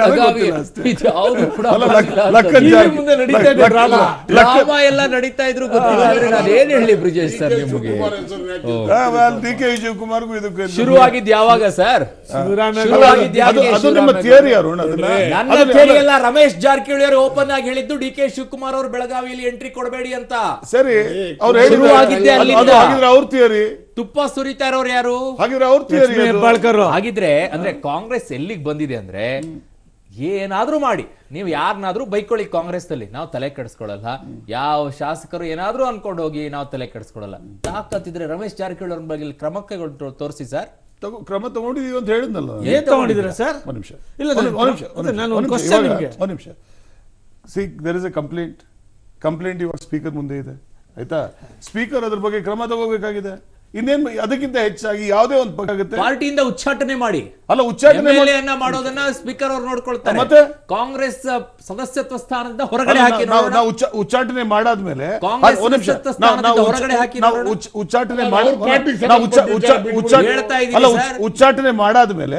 ಉಚ್ಚಾಟನೆ ಮಾಡಾದ್ಮೇಲೆ ಅದು ಅದ್ರ ಬಗ್ಗೆ ಇಂಪ್ಯಾಕ್ಟ್ ಆಗಿರುವ ಸ್ಪೀಕರ್ ಮೇಲೆ ಕ್ರಮ ಆಗುವಂಥದ್ದು ಅದನ್ನ ನಾವು ಲೀಗಲಿಸ್ಟಿಕ್ಲಿ ನೋಡ್ಬೇಕಾಗುತ್ತೆ. ಇವಾಗ ಇಷ್ಟೆಲ್ಲ ಮಾತಾಡ್ತಾರಲ್ಲ ಇವರು ಶತ್ರುಘ್ನ ಸಿನ್ಹಾ ಮೇಲೆ ಯಾವ ಕ್ರಮ ತಗೊಂಡ್ರು, ಅಥವಾ ಕೀರ್ತಿ ಆಜಾದ್ ಮೇಲೆ ಏನ್ ಕ್ರಮ ತಗೊಂಡ್ರು, ಅಥವಾ ಯಶವಂತ್ ಸಿನ್ಹಾ ಮೇಲೆ ಏನ್ ಕ್ರಮ ತಗೊಂಡ್ರು, ಮನೋಹರ್ ಜೋಶಿ ಮೇಲೆ ಏನ್ ಕ್ರಮ ತಗೊಂಡ್ರು, ಇವತ್ತೇನ್ ಹೇಳ್ತಾರೆ Yashwant Sinha finance minister of India under ನೋಡಿ ನಾನ್ ಎಂಟಿಟಿ ಅಂತ ಸೊ ಹಾಗಿರೋ ಲೆಕ್ಕಕ್ಕೆ ಇಲ್ಲ. ಅವ್ರ ಮಗ ಇವಾಗ ಮಿನಿಸ್ಟರ್ ಆಗಿದ್ದಾರೆ. ಮಗ ಏನು ಮಿನಿಸ್ಟರ್ ಆಗಿದ್ದಾರೆ? ಮಗ is not speaking against the party, is working for the party, is A loyal soldier of the party. Father ಬಗ್ಗೆ ಏನು ಕ್ರಮ ತಗೊಳ್ಳಲ್ವಾ? ಅಂಡ್ ಯುವರ್ ಪಾರ್ಟಿ ಹೊರಗಡೆ ಹಾಕಿ ಅಟ್ ಲೀಸ್ಟ್ ಪಬ್ಲಿಕ್ ತೋರಿಸಿ ಹೊರಗಡೆ ಹಾಕಿ. ಶತ್ರುಘ್ನ ಸಿನ್ಹಾ ಮೇಲೆ ನೀವು ಕ್ರಮ ತಗೋಬೇಕು. ಬಿಹಾರಲ್ಲಿ ಬಂದು ಕಾಂಗ್ರೆಸ್ ಪರ ಮಾತಾಡ್ತಾರೆ, ಮಾತಾಡ್ತಾರೆ, ಇದಕ್ಕಿಂತ ವಿರೋಧ ಕ್ರಮ. ಅಲ್ಲಿ ಉತ್ತರ ಪ್ರದೇಶದಲ್ಲಿ ರಾಹುಲ್ ಗಾಂಧಿ ನಿಂತಿರುವಂತ ಕ್ಷೇತ್ರದಲ್ಲಿ ಇವತ್ತು ಇಂಥ ವಿರೋಧ ಬಂದ್ರು ಅದನ್ನ ತಡೆಯೋ ತಾಕತ್ತಿಲ್ಲ ನಾಯಕತ್ವ ನಿಮ್ದು. ಅಲ್ಲ ಶತ್ರುಘ್ನ ಸಿನ್ಹಾ ಮೇಲೆ ಏನು ಮಾಡಕ್ಕಾಗಿಲ್ಲ. ಅಲ್ಲ ಶಿವಸೇನಾ ಬಗ್ಗೆ ಏನ್ ಕ್ರಮ ತಗೊಂಡ್ರಿ? ನಮ್ಮ ಪಾರ್ಟಿನ ಶಿವಸೇನಾ ಅಲ್ಲ ದಿನಾಲೂ ಅವ್ರು ಹೋಗ್ಬಿಟ್ಟು ನೀವು ಕೇಳಿ, ಒಂದ್ ನಿಮಿಷ ಕೇಳಿ. ಒಬ್ರು ಶಾಸಕರ ಮೇಲೆ ಕ್ರಮ ತೆಗೆದುಕೊಳ್ತಕ್ಕಂಥದ್ದು ಅವರ ಪಾರ್ಟಿಗೆ ಬಿಟ್ಟಿರೋ ವಿಚಾರ, ಅವ್ರದೇ ಆಗಿರ್ತಕ್ಕಂಥ ಕಾನೂನು ಚೌಕಟ್ಟು. ಅದನ್ನ ಕೇಳ್ತಾ ಇಲ್ಲ ಕಾನೂನು ಸರ್. ನೀವು ಯಾವ ಕಾನೂನು ಸರ್ ಅದು? ಪ್ರಕಾಶ್ ಸರ್, ನಾನು ಕೇಳ್ತಾ ಇರೋದು ಅವ್ರ ಪಾರ್ಟಿ ಅವ್ರು ಮಾಡಿದ್ ಬಿಟ್ಟಿದ್ದು ಅದು ವಿಚಾರ. ನಾನು ಕೇಳ್ತಾ ಇರೋದು ಇದೇನು ಇಲ್ವೇ ಇಲ್ಲ, ಇದೇನು ಆಗ್ತಾನೆ ಇಲ್ಲ. ಓಪನ್ ಆಗಿ ಸ್ಟೇಟ್ಮೆಂಟ್ಗಳನ್ನ ಕೊಡ್ತಾ ಇರ್ಬೇಕಾದ್ರೆ ಯಾವ್ದು ಗಮನಕ್ಕೆ ಇರಲ್ವಾ ಪಕ್ಷಕ್ಕೆ? ಸ್ಟೇಟ್ಮೆಂಟ್ ಕೊಡೋ ಹುಚ್ಚಿದೆ ಕೊಡ್ತಾವ್ರೆ, ಅದಕ್ಕೋಸ್ಕರ ಏನ್ ಕ್ರಮ ತಗೋಬೇಕು ಅಂತ ಏನಿಲ್ಲ. ಕೆಲವು ಮಾಡ್ತಾರೆ, ಪಕ್ಷಕ್ಕೆ ಏನು ಸಂಬಂಧ ಇಲ್ಲ. ಈಗ ನೋಡಿ, ಪಕ್ಷ ಕಾಂಗ್ರೆಸ್ ಪಕ್ಷ 120 ವರ್ಷ ಇತಿಹಾಸ ಇರ್ತಕ್ಕಂಥ ವರ್ಷ ಕಡಿಮೆ ಮಾಡ್ತೀರಾ? 130 ವರ್ಷ ಇತಿಹಾಸ ಇರ್ತಕ್ಕಂಥ ಪಕ್ಷ. ಟೈಮ್ ಬಂದಾಗ ಹೆಂಗ್ ಆಪರೇಟ್ ಮಾಡಬೇಕು ಅಂತ ಕಾಂಗ್ರೆಸ್ ಗೊತ್ತಿದೆ. ಅದಕ್ಕೆ ಯಾಕೆ ನೀವು ತಲೆ ಕೆಡಿಸ್ಕೊಂಡು? ಸರ್ಕಾರ ಇದೆ, ನಮ್ದು ಸರ್ಕಾರ ಇದೆ, ಮುಖ್ಯಮಂತ್ರಿಗಳು ನಮ್ಮವ್ರೆ. ಆದ್ರಿಂದ ನಾವೇನ್ ಕ್ರಮ ತಗೋಬೇಕದು ಅದು ಇದರ ಲೀಗಲಿಸ್ಟ್ ಬೇರೆ ವಿಚಾರದಲ್ಲಿ ಕ್ರಮ ತಗೊಳ್ಳಂತ ನಾವು ತಗೊಳ್ತೀವಿ. ಕ್ರಮ ಕೈಗೊಳ್ಳಬೇಕಾಗಿರುವಂತ ವಿಚಾರದಲ್ಲಿ ಯಾಕೆ ಬಂತು ಅಂತಂದ್ರೆ ಮಾನ್ಯ ಶಿವರಾಮೇಗೌಡ್ರೆ, ನೀವು ಕಾಂಗ್ರೆಸ್ ಅಲ್ಲಿ ಇದ್ದು JDS ಗೆ ಹೋಗಿದ್ರೆ that is a different issue. But ಈಗ ಅಲ್ಲಿ ಎದ್ದಿರೋ ಪ್ರಶ್ನೆಯನ್ನ ಅವ್ರು ಎತ್ತಾ ಇರೋದು ಮೂಲ ಕಾಂಗ್ರೆಸ್ಸಿಗರಿಗೆ ವಲಸೆ ಕಾಂಗ್ರೆಸ್ಸಿಗರಿಂದ ಅನ್ಯಾಯ ಆಗ್ತಾ ಇದೆ, ನಮ್ಮನ್ನ ಕೇಳೋರ್ ಗತಿ ಇಲ್ಲ ಅನ್ನೋ ಪ್ರಶ್ನೆಯನ್ನ ರಮೇಶ್ ಜಾರಕಿಹೊಳಿ ಅವರು ಎತ್ತಾ ಇದ್ದಾರೆ. ರಮೇಶ್ ಜಾರಕಿಹೊಳಿ ಅವರು ಕೇಳಿ 6-7-8 ತಿಂಗಳಿಂದ ನೇರವಾಗಿ ಸತೀಶ್ ಜಾರಕಿಹೊಳಿ ಅವ್ರಿಗೆ ಹೇಳ್ತಾ ಇರೋದು, ನೇರವಾಗಿ ಸಿದ್ದರಾಮಯ್ಯ ಅವ್ರಿಗೆ ಹೇಳ್ತಾ ಇರೋದು, JDS ನಿಂದ ಬಂದಿರೋ ವಲಸಿಗರೇ ನಿಮ್ಮಿಂದ ನನಗೆ ಅನ್ಯಾಯ ಆಗ್ತಾ ಇದೆ ಅನ್ನೋದನ್ನ ನೇರವಾಗಿ ಹೇಳ್ತಾ ಇದ್ದಾರೆ. ಹೇಳಿ ಅವರು ಇದೇ ರಮೇಶ್ ಜಾರಕಿಹೊಳಿ ಅವರು ಹೊಸದಾಗಿ ಹೇಳಿಕೆಗಳು ಕೊಡ್ತಾ ಇಲ್ಲ. ಅವ್ರು ಕೊಡೋ ಹೇಳಿಕೆಗಳನ್ನ ಅವ್ರ ಪಕ್ಷದವ್ರು ಯಾವ ರೀತಿ ತಗೋಬೇಕು ಅಂತ ಅವ್ರಿಗೆ ಗೊತ್ತಿದೆ, ತಗೊಳ್ತಾರೆ. ಅಂದ್ರೆ ಈಗ ರಮೇಶ್ ಜಾರಕಿಹೊಳಿ ಜೋಕರ್ ಆಗಿ ನೋಡಿದಿರಾ ಮೈತ್ರಿ ಸರ್ಕಾರ? ನಮಗೂ ಅದಕ್ಕೂ ಸಂಬಂಧ ಇಲ್ಲ. ಡಿಫೆಂಡ್ ಮಾಡ್ತಾ ಇರೋದು ಕಾಂಗ್ರೆಸ್ ಪಕ್ಷಕ್ಕೆ ಶಕ್ತಿ ಇದೆ, ಅವ್ರು ಬೇಕಾದಾಗ ಅಪ್ರೋಪ್ರಿಯೇಟ್ ಟೈಮ್ ನಲ್ಲಿ ಕ್ರಮ ತಗೊಳ್ತಾರೆ. ಈಗ ರಮೇಶ್ ಜಾರಕಿಹೊಳಿ ಅವ್ರ ಜೋಕರ್ ತರನ ಈಗ ಹಂಗಿದ್ರೆ? ಇಲ್ಲ, ನೀವು ಹೆಚ್ಚು ಮಾತಾಡಿದ್ರೆ ನ್ಯಾಚುರಲಿ ಜನ ಹಾಗೆ ಅನ್ಕೋತಾರೆ. ತುಂಬಾ ನಾನೇ ಇವತ್ತು ಇವ್ರಿಗೆ ಯಾರಿಗೂ ಬಿಡ್ದಲೆ ನಾನೇ ಬಾಯಿಗೆ ಬಂದಂಗೆ ಮಾತಾಡ್ತಿದ್ರೆ ನಾನು ಜೋಕರ್ ಅಂತಾನೆ ಅನ್ಕೋತಾರೆ. ನೀವು ಜೋಕರ್ ಅಂತ ನಾನು ಹೇಳಿಲ್ಲ.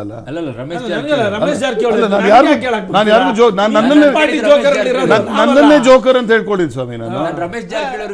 ನಾನು ಅದ್ರ ಬಗ್ಗೆ ಏನ್ ಹೇಳಿ, ನಾನೇ ತುಂಬಾ ಮಾತಾಡಿದ್ರೆ ಹುಚ್ಚುಚ್ಚಾಗಿ ಮಾತಾಡಿದ್ರೆ ಜೋಕರ್ ಅಂತ ಜನ ಅನ್ಕೋತಾರೆ. ರಮೇಶ್ ಜಾರಕಿಹೊಳಿ ಜೋಕರ್ ಅಂತ ಪ್ರಶ್ನೆ ಅಷ್ಟೇ. ನೀವು ಅನ್ಕೋಬೇಕು ಸ್ವಾಮಿ, ನೀವು ನನ್ನ ಮೇಲೆ ಹೇಳ್ತಿಲ್ಲ, ನೀವೇನು ಹೇಳ್ತಾ ಬ್ರಿಜೇಶ್ ಸರ್. ಈಗ ವಲಸಿಗರಿಂದ ಅವ್ರು ಹೇಳ್ತಾರೆ ಬಿಡಿ, ಒಂದ್ ಸೆಕೆಂಡ್. ರಮೇಶ್ ಜಾರಕಿಹೊಳಿ ಅವ್ರು ಬಾಯಿಗೆ ಬಂದಂಗ ಮಾತಾಡ್ತಾ ಇದ್ರೆ ಅವ್ರಿಗೆ ಅರ್ಥ ಆಗುತ್ತೆ, ಅದು ಅವ್ರು ಹಚ್ಕೊಳ್ತಾರೆ ಬಿಡಿ. ಬ್ರಿಜೇಶ್ ಸರ್ ಅದನ್ನೇ ಹೇಳಿದ್ದು, ಯಾರ್ಯಾರು ಬಾಯಿಗೆ ಬಂದಂಗ ಮಾತಾಡ್ತಾರೆ ಅವ್ರು ಹಚ್ಕೊಳ್ತಾರೆ ಅಂತ ಹೇಳಿ, ಹಚ್ಕೊಳ್ಳಿ. ಬಟ್ ನಾನು ಕೇಳ್ಬೇಕಾಗಿರೋದು, ಮೂಲ ಕಾಂಗ್ರೆಸ್ಸಿಗರಿಗೆ ವಲಸೆ ಕಾಂಗ್ರೆಸ್ಸಿಗರಿಂದ ಅನ್ಯಾಯ ಆಗಿದೆ ಸರ್. ಅದನ್ನ ಇವಾಗ ಈ ಸಂದರ್ಭದಲ್ಲಿ ಎತ್ತಿರೋ ವಿಚಾರ ಅಲ್ಲ, ಈ ಸಂದರ್ಭ ಅವ್ರು ಎತ್ತಿರೋ ವಿಚಾರ ಅದು ಗೊತ್ತಾಯ್ತು. ಈ ಸಂದರ್ಭದಲ್ಲಿ ಅವ್ರ ಬಾಯಿಂದ ಬರೋದು ಇದು ಆಕ್ಚುಲಿ ಶೋಭೆ ಕಳ್ತಾರಲ್ಲ ಅವ್ರಿಗೆ. ಯಾಕೆಂತ ಹೇಳಿದ್ರೆ ಇವಾಗ ಅವ್ರು ಏನೇನ್ ಅವ್ರು ಮಾಡಿದ್ದಾರೆ ಅನ್ನೋಂಥದ್ದು ಸುಮಾರು 6 ತಿಂಗಳಿಂದ ಎಲ್ಲರಿಗೂ ಕಾಣಿಸ್ತಿದೆ. ಒಂದು ಸ್ಟೇಟ್ಮೆಂಟ್ ಆದ್ಮೇಲೆ ಇನ್ನೊಂದು ಸ್ಟೇಟ್ಮೆಂಟ್, ಬೇರೆ ಕಡೆಯಿಂದ ಏನೋ ಮಾತಾಡೋದು, ಇವೆಲ್ಲ ಇದ್ದಾಗ ಈ ಸಂದರ್ಭದಲ್ಲಿ ಇಲ್ಲೆಲ್ಲ ವಲಸಿಗರು, ಹಳೆ ಕಾಂಗ್ರೆಸ್ಸಿಗರು, ಈ ಸಂದರ್ಭದಲ್ಲಿ ಅವ್ರು ಮಾತಾಡೋಂಥದ್ದು ಅವ್ರಿಗೂ ಶೋಭೆ ತರಲ್ಲ, ಪಕ್ಷಕ್ಕೂ ಇದ್ರ ಬಗ್ಗೆ ರೆಸ್ಪಾಂಡ್ ಮಾಡಿದ್ರು ಶೋಭೆ ತರಲ್ಲ ಅಂತ ನಾನು ಅನ್ಕೊಂಡಿದ್ದೀನಿ. ಸ್ಪಂದಿಸಿದ್ರೆ ಆಗ್ತಾನೆ ಇರ್ಲಿಲ್ವಲ್ಲ ಅನ್ಸಲ್ವಾ ಬ್ರಿಜೇಶ್? ಇಲ್ಲ, ಅದು ನೋಡಿ, ಯಾರಾದ್ರೂ ಒಬ್ರು ಸ್ಪಂದಿಸಿದ್ರೆ ಅಥವಾ ರಮೇಶ್ ಒಂದೇ ಒಂದು ಪ್ರಶ್ನೆ ಅರುಣ್ ನೀವು ಕೇಳ್ತಾ ಇಲ್ಲ ಇವ್ರಿಗೆ, ಆ 10 ಕೋಟಿ ನೀವು ಒಂದೊಂದು ಪ್ರತಿಯೊಂದು ಶಾಸಕರಿಗೆ ಖರ್ಚು ಮಾಡಿ ಬನ್ನಿ. ಮೈತ್ರಿ ಸರ್ಕಾರನೇ ಸಮಿತಿಯಲ್ಲಿ ಅದಕ್ಕೆ ಸರಿಯಾಗಿ ತನಿಖೆ ಮಾಡಿಸ್ತಾ ಇದ್ದಾಗ ನಾನು ಯಾವ ಲೆಕ್ಕ ಸರ್ ಅದಕ್ಕೆ?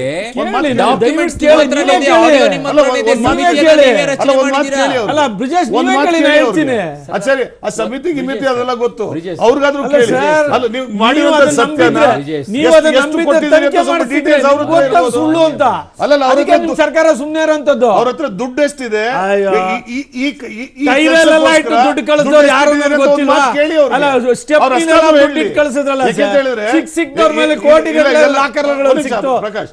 ಇದೆಲ್ಲ ದುಡ್ಡು ಎಲ್ಲಿಂದ ಇದೆಲ್ಲ ಹಾರ್ಡ್ ಅಂಡ್ ಮನಿ ಸರ್. 83 ಕೋಟಿ ಹಾರ್ಡ್ ಅಂಡ್ ಮನಿ ಇದು.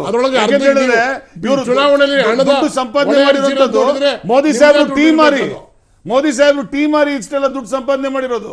MLA ಖರೀದಿ ಮಾಡ್ಕೊಳ್ಳೋದಕ್ಕೆ ಟೀಗಳು ಮಾರಿ, ಪಕೋಡಗಳು ಮಾರಿ ಮೋದಿಗಳು ಸಂಪಾದನೆ ಮಾಡಿರೋದು. ಸೇಲ್ ಆಗಿದಾರ ಅದು ನನಗೆ ಗೊತ್ತಿಲ್ಲ ಸರ್. ಅದು ನೀವೇ ಹೇಳ್ತಾ ಇರೋದು. ನಾನು ಹೇಳ್ತೇನೆ, ನಾನೆಲ್ಲ ಹೇಳ್ದೆ, ನಾನು ಹೇಳದ್ನ ಅವ್ರು ಕೇಳಿ. ಮೈತ್ರಿ ಸರ್ಕಾರಕ್ಕೆ ಮಾರಲ್ ರೈಟ್ಸ್ ಇಲ್ಲ ಅನ್ಸುತ್ತೆ ಬ್ರಿಜೇಶ್ ಸರ್. ಯಾಕೆ ಅಂದ್ರೆ ಕೈಯಲ್ಲಿ ಬೆಣ್ಣೆ ತಂದಿಟ್ಟಾಗ ಬೆಣ್ಣೆ ತಿಂದೇನೆ ಈಗ ಅದ್ರ ಬಗ್ಗೆ ಮಾತಾಡಿದ್ರೆ ಏನ್ ಪ್ರಯೋಜನ? ಸರ್ಕಾರವನ್ನ ಮ್ಯಾನೇಜ್ ಮಾಡಕ್ ಆಗ್ತಿಲ್ಲ. ನಿಮಗೆ ಇದ್ದಂತ ವಾಸ್ತವ ಸಂಗತಿ. It's a shame for you also, BJP. ಯಾಕೆ ಸರ್? ನಮ್ಗೇನು ಸರ್? ನಾವೇನು ಮಾಡಿ ತನಿಖೆ ಮಾಡಿ ನಿಜಾನ ಸುಳ್ಳು ಅಂತ ಗೊತ್ತಾಗಲ್ಲ. ಯಾಕೆ ಒಪ್ಕೊಂಡಿದ್ದಾರೆ ಸ್ವಾಮಿ ಅವರು?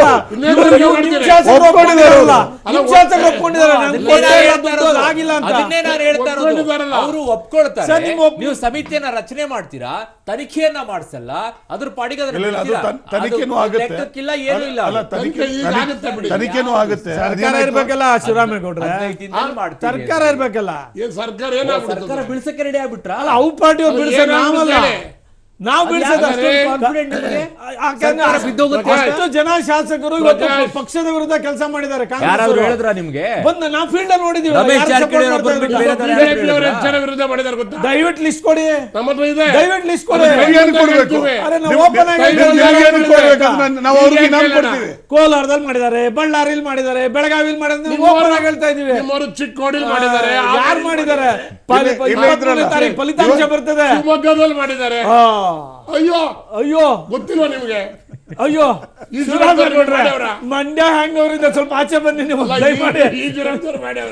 ಏನ್ ಪ್ರಕಾಶ್ ಸರ್, ಏಪ್ರಿಲ್ 23ಕ್ಕೆ ಸ್ಕೆಚ್ ಹಾಕಿದ್ರಿ ರಮೇಶ್ ಜಾರಕಿಹೊಳಿ ಅವ್ರ ಮೂಲಕ, ಮೇ 23ಕ್ಕೆ ಖೆಡ್ಡ ತೊಡೋದ ಸರ್? ಕಳೆದ 10 ತಿಂಗಳಿಂದ ಈ ಮಾತುಗಳು ಪದೇ ಪದೇ ಬರ್ತಾನೆ ಇದೆ. ಪದೇ ಪದೇ ಬರ್ತಾ ಇದ್ರೂ ಕೂಡ ಕಾಂಗ್ರೆಸ್ ಪಾರ್ಟಿ ಆಗಿರ್ಬೋದು ಅಥವಾ ಮುಖ್ಯಮಂತ್ರಿಗಳಾಗಿರ್ಬೋದು, ನಾವು ಹಿಡಿದಿಟ್ಕೊತೀವಿ ನಮ್ಮ ಶಾಸಕರನ್ನ ಅಂತಿದ್ದಾರೆ ಹೊರತು ನಮ್ಮ ಶಾಸಕರು ಎಲ್ಲೂ ಹೋಗೋದಿಲ್ಲ. ನಾವು ಮಾಡ್ತಾ ಇರೋ ಕೆಲಸವೇ ಅವ್ರಿಗೆ ಶ್ರೀರಕ್ಷೆ ಆಗುತ್ತೆ. ರಾಜ್ಯದ ಅಭಿವೃದ್ಧಿ ನಾವು ಈ ರೀತಿ ಒಳ್ಳೆಯ ಕೆಲಸಗಳ ಮೂಲಕ ಮಾಡ್ತಾ ಇದೀವಿ. ಆದ್ರಿಂದ ಈ ಸರ್ಕಾರ ಗಟ್ಟಿಯಾಗಿರುತ್ತೆ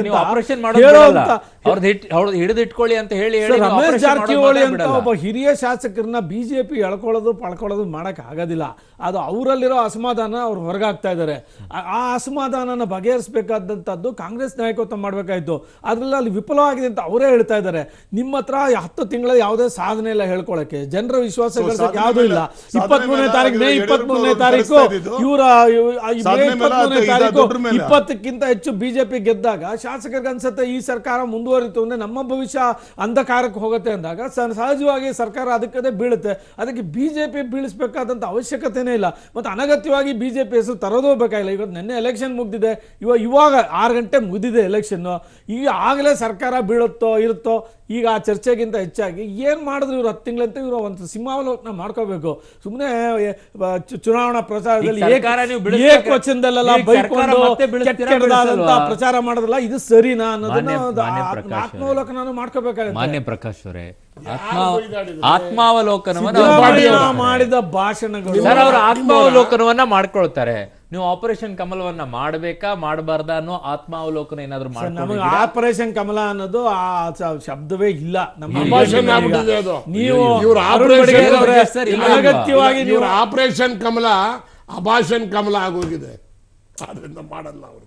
ಮಾಡಲ್ವಾ? 23ನೇ ತಾರೀಕು ಮೇ ಆದ್ಮೇಲೆ ಈ ಮಾತು ಹೇಳಿ ಸರ್ ದಯಮಾಡಿ. ನೋಡಿ ಒಂದ್ ಕಡೆ ಹೇಳ್ತಾರೆ ಇಲ್ಲ ಅಂತ, ನಾವು ಮಾಡೋದ್ ಬೇಕಾಗಿಲ್ಲ ರೀ. ನಿಮ್ ಶಾಸಕರು ಬಿಡ್ತಾರೆ, ನಿಮ್ ಪಾರ್ಟಿ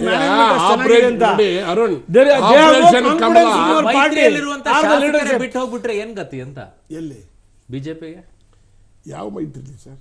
ನಿಮ್ದೇ ಮೈತ್ರಿ. ನೋಡಿ ಸರ್, ರಮೇಶ್ ಜಾರಕಿಹೊಳಿ ಸಹಿತ ನಮ್ಮ ಈ ಕಾಂಗ್ರೆಸ್ ಪಕ್ಷದ ಹಿರಿಯ ಒಬ್ಬ ಸದಸ್ಯರು. ನನಗೆ ಅವರ ಬಗ್ಗೆ ಬಹಳ ಒಳ್ಳೆ ವಿಶ್ವಾಸ ಇದೆ.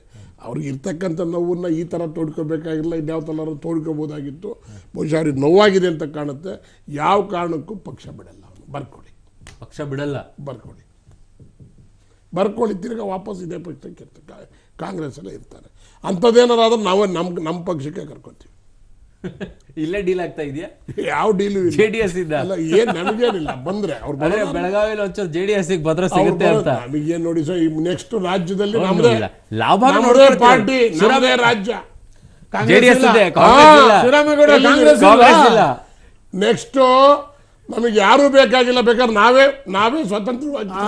ಇದಕ್ಕೋಸ್ಕರ ಕಾಂಗ್ರೆಸ್ ಶಾಸಕರು ನಿಮ್ ಜೊತೆ ಸರ್ಕಾರ ಮಾಡಕ್ಕೆ ರೆಡಿ ಇಲ್ಲ ಮುಂದುವರ್ಸಕ್ಕೆ. ನೀವೇನ್ ಮಾತಾಡ್ತಾ ಇದ್ದೀರಲ್ಲ, ಇದು ಮುಂದಾಗತ್ತೆ ಅಂತ ಅವ್ರಿಗೆ ಗೊತ್ತಿದೆ. ನಿಮ್ಮ ಜೊತೆ ಹೋದ್ರೆ ಅವರ ಭವಿಷ್ಯ ಮುಗೀತು ಅಂತ ಗೊತ್ತಿದೆ. ಕಾಂಗ್ರೆಸ್ಸಿನ ನಾಯಕರಿಂದ ಬಿಟ್ಟು ಹೋಗ್ತಾರೆ. ನಮ್ಮ ಪರವಾಗಿ ಇವ್ರು ಮಾತಾಡ್ಬೇಕಾ? ನಿಜವಾಗ್ಲೂ ನಿಮ್ ಪರ ಮಾತಾಡ್ತಾ ಇಲ್ಲ. ನಿಮ್ಮಲ್ಲಿ ಯಾಕೆ ಅಸಮಾಧಾನ ಇದೆ ಅನ್ನೋದಕ್ಕೆ ಕಾರಣಕ್ಕೂ ಹೇಳ್ತೀನಿ ಕೇಳಿ ಬ್ರದರ್. ನಿಮ್ಗೆ ಅದಕ್ಕೆ ಬಿಜೆಪಿ ಅವ್ರನ್ನೇ ಹಿಡಿದಿಟ್ಕೊಳಕ್ ಆಗದೆ ಇರ್ತಕ್ಕಂಥ ಪರಿಸ್ಥಿತಿ ನಿರ್ಮಾಣ ಆಗಿದೆ ನಿಮ್ಮಲ್ಲಿ. ಈಗಿನ ಉಸಿರುಗಟ್ಟಿದ ವಾತಾವರಣ. ಈಗಾಗ್ಲಿ ಚುನಾವಣೆ ಮುಗೀತಲ್ಲ, ಇನ್ನೊಂದು 15 ದಿವಸ 20 ದಿವಸ ನೋಡಿ ಬಿಜೆಪಿಯಿಂದ ಕರ್ನಾಟಕದಲ್ಲಿ ಎಷ್ಟು ಜನ ಹೊರಗೆ ಬರ್ತಾರೆ ಅಂತ ಕಾದ್ ನೋಡಿ ಸರ್. ನಾವು ನಂಬರ್ 1 ಪಾರ್ಟಿ ಸರ್ ರಾಜ್ಯದಲ್ಲಿ. ಸೀಟ್ಸ್ ನಾವೇ ಗೆದ್ದಿರೋದು, ನೀವಲ್ಲ. ಇವರು 130ರಿಂದ 60-70 ನೀವು 40 ಬಂದಿರೋಂಥದ್ದು. ನಮ್ಮ ದೇಶದ ಪ್ರಜಾಪ್ರಭುತ್ವದಲ್ಲಿ ವೋಟ್ ಶೇರ್ ಮೇಲೆ ಸರ್ಕಾರ ಮಾಡ್ತಾರ, ಸೀಟ್ ಮೇಲೆ ಮಾಡ್ತಾರ. ಗೊತ್ತಾಯ್ತಾ? ಸರ್ಕಾರದಲ್ಲಿ ಇಲ್ಲ, ನೀವು ಸರ್ಕಾರ ಬೇಡ, ಅವಕಾಶ ಕೊಟ್ಟಿದ್ರಲ್ಲ. ನಂಬರ್ 1 ಪಾರ್ಟಿ ನಿಮ್ಗೆ ತಾನೇ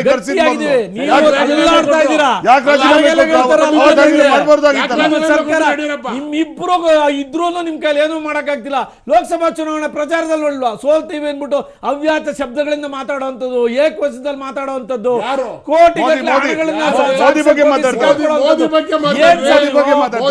ಅಕ್ರಮಗಳನ್ನು ಮಾಡಿದ್ರ, ಕೆಟ್ಟದ ಭಾಷಣಗಳು ಮಾಡಿದ್ರ, ಸಾಧನೆಗಳನ್ನ ಒಂದನ್ನು ಹೇಳಿಲ್ವಲ್ಲ ಸರ್.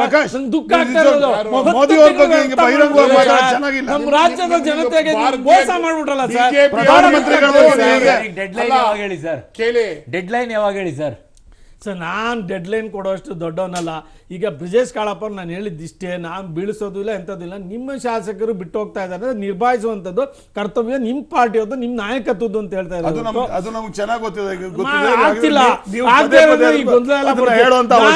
ನಾನು ನಿಮ್ಮನ್ನ ಟೀಕೆ ಮಾಡ್ತಿಲ್ಲ, ನಾನು ಹೇಳ್ತಾ ಐ ಮೇಕಿಂಗ್ ಎ ಪಾಯಿಂಟ್. ನೀವು ಮಾಡಿದ್ರೆ ಈ ಸಮಸ್ಯೆ ಲಾಂಗ್ ಅಂಡ್ ಶಾರ್ಟ್ ಹೇಳ. ಇದರಲ್ಲಿ ಯಾವತ್ತೂ ಕೂಡ ಒಂದು ಆರ್ಗ್ಯುಮೆಂಟ್ ಬರುತ್ತೆ. ಅದೇನು ಅಂದ್ರೆ ನಿಮ್ಮ ಶಾಸಕರನ್ನು ನೀವು ಸರಿಯಾಗಿ ಇಟ್ಕೊಂಡಿಲ್ಲ ಅಂತ. ಹಾಗಿದ್ರೆ ಈ ಆಂಟಿ ಡಿಫೆಕ್ಷನ್ ಲಾ ಮಸೂದೆ ಇದೆಯಲ್ಲ, ಅದು ಯಾಕೆ ಮಾಡಿದ್ರು? ಆಯ್ತಾ? ಆಂಟಿ ಡಿಫೆಕ್ಷನ್ ಲಾ 1985 ಬಂದಿತ್ತಾನೆ. ಅದಾದ್ಮೇಲೆ ಸರಿ ನಾವು ಹಾಗಿದ್ರೆ ಕಾಂಗ್ರೆಸ್ ಪಕ್ಷ ತಂದಿದ್ದು ಅದನ್ನ.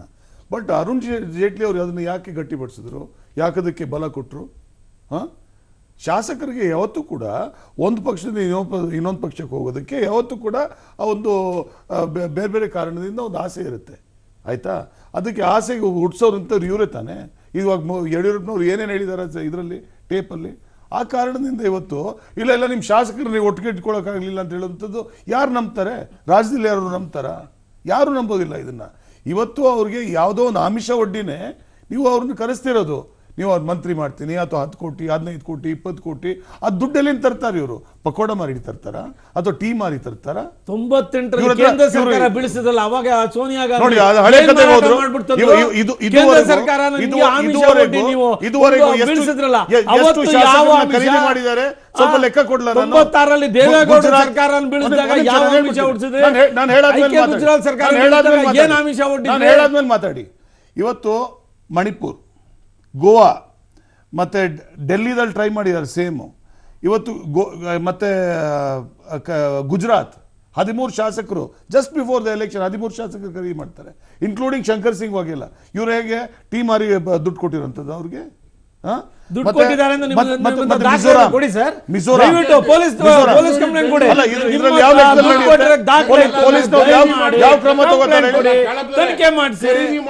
ಬೆಂಗಳೂರಿಗೆ ತಂದಿಟ್ಟಿದ್ದಾಯ್ತು ಅವ್ರನ್ನ, ಅದಕ್ಕೇನೋ ಬೇಕಾ? ಆಮೇಲೆ ಅದು ಅವ್ರ ಮೇಲೆ ಇನ್ಕಮ್ ಟ್ಯಾಕ್ಸ್ ರೈಡು ಇವೆಲ್ಲ ಜನ ಒಪ್ತಾರ ಇದನ್ನ? ಇಲ್ಲ, ನೀವು ಖರೀದಿ ಆಗಿದ್ರೆ ದಯವಿಟ್ಟು ಶಾಸಕರಿಗೆ ಯಾಕೆ ಅವಮಾನ ಮಾಡ್ತಾ ಇದ್ರೆ? ಖರೀದಿ ಆಗಿದ್ದಾರೆ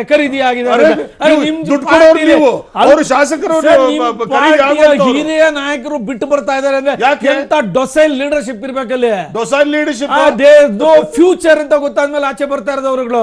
ದುಡ್ಡೇನು ಕೊಡ್ಲಿಲ್ವಾ? ಯಾಕೆ ಕೊಡೋಣ? ದುಡ್ಡು ಕೊಟ್ಟು ಹಾಡಾಡಿ ನೀವು ಕರ್ಸಿದ್ದ ಬಿಟ್ಟು ಬರ್ತಾ ಇದಾರೆ. ಸ್ವಾಮಿ ಬರ್ತಾರೆ, ಉಳಿಸ್ಕೊಳ್ಳಿ, ಯಾರು ಬೇಡ ಅಂತಾರೆ? ಅಲ್ಲ, ನೀವು ಆಂಟಿ ಡಿಫೆಕ್ಷನ್ ಲಾನೇ ಅದು. ನೀವು ಯಾವುದೋ ಒಂದು ಶಾಸಕ ಈ ಕಡೆಯಿಂದ ಆ ಕಡೆ ಹೋಗ್ತಾನೆ ಅಂತ ಹೇಳಿದ್ರೆ ಅದರಲ್ಲಿ ದುಡ್ಡಿದೆ ಅಂತ ಆಯ್ತು, ಅರ್ಥ ಬಂದಿದೆ ಅದರಲ್ಲಿ. ನೀವು ದುಡ್ಡು 37 ಜನ ಖರೀದಿ ಮಾಡ್ಕೊಂಡ್ರಲ್ಲ, ಅದಕ್ಕೆ ಎಷ್ಟು ಕೊಟ್ರಿ ನೀವು? ಯಾರು ಹೇಳ್ತಾರೆ? ಅದು ಹೋಲ್ಸೇಲ್ ಸರ್ಕಾರ ಖರೀದಿ ಮಾಡಿ ಅವ್ರು ಹೇಳ್ಕೊಳ್ಳಿಲ್ಲ. ಸ್ವಲ್ಪ ರೀಸನಬಲ್ ಇವರು ಸೋತಿರೋರು ತಗೊಂಡಿದ್ದಾರೆ ಅಂದ್ರೆ ಇವ್ರು ಏನೇನ್ ಮಾಡಿರ್ಬೇಕು? ಇವ್ರು ಸುಮ್ಮನೆ ಹಂಗೆಲ್ಲ ಹೇಳ್ಬೇಡಿ ಬ್ರಿಜೇಶ್. ಶಿವರಾಮೇಗೌಡ್ರೆ